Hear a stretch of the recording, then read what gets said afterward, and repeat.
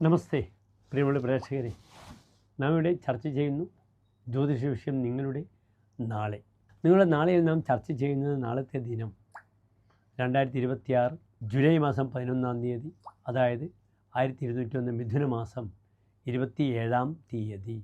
നാളെ ശനിയാഴ്ചയാകുന്നു. മന്ദവാരം അഥവാ ശനിവാരം, ശനിയാഴ്ച.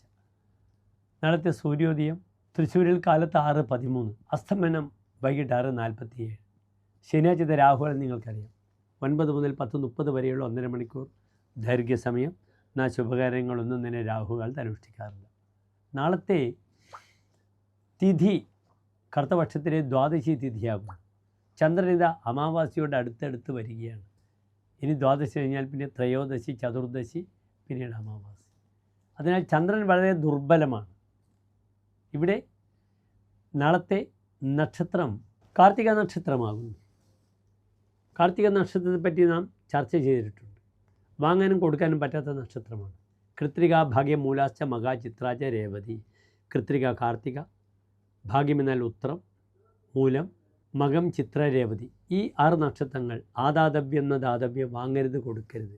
തച്ഛേഷന്തി വിനശ്യതി, അതിൻ്റെ ബാക്കി പോലും നശിച്ചു പോകും. അതിനാൽ വാങ്ങൽ കൊടുക്കൽ കർമ്മങ്ങൾക്ക് നാളത്തെ കാർത്തിക നക്ഷത്രം ഉത്തമമല്ല. എത്ര സമയം വരെ? നാളെ കാലത്ത് 11:05 വരെയാണ് കാർത്തിക നക്ഷത്രം. അത് കഴിഞ്ഞാൽ പിന്നെ നല്ല രോഹിണി നക്ഷത്രമായി. രോഹിണി എല്ലാ ശുഭകാര്യങ്ങൾക്കും നാം ഉപയോഗിക്കാറുണ്ട്. നന്നന്നെ രോഹിണി, അന്നപ്രാശം, ചോറൂണിനി, വിദ്യാരംഭത്തിന്, വിവാഹ വിഷയങ്ങൾക്കൊക്കെ തന്നെ രോഹിണിയെ നാം ആശ്രയിക്കാറുണ്ട്. പക്ഷേ നാളത്തെ ശനിയാഴ്ച സാവധാനം ചരിക്കുന്നു. കാലത്തുള്ള കാർത്തിക നക്ഷത്രം കറുത്തപക്ഷത്തിലെ ദ്വാദശി.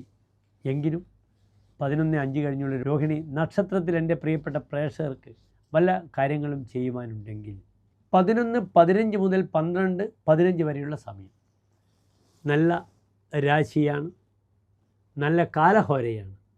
അതിലൂടെ ചെയ്യേണ്ടുന്ന കർമ്മങ്ങളൊക്കെ ചെയ്ത് കാര്യസിദ്ധി വരുത്തുക.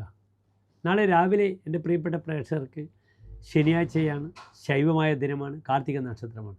അതിനാൽ കൂവളമാല, ജലധാര അല്ലെങ്കിൽ ശംഖാഭിഷേകം ശിവന്, അല്ലെങ്കിൽ പാലഭിഷേകം, ഇളനീര് കൊണ്ട് അഭിഷേകം ശിവക്ഷേത്രത്തിൽ, ആദ്യത്തെ ഹൃദയമന്ത്രം അല്ലെങ്കിൽ ഓം നമഃ ശിവായ എന്ന പഞ്ചാക്ഷരി മന്ത്രം.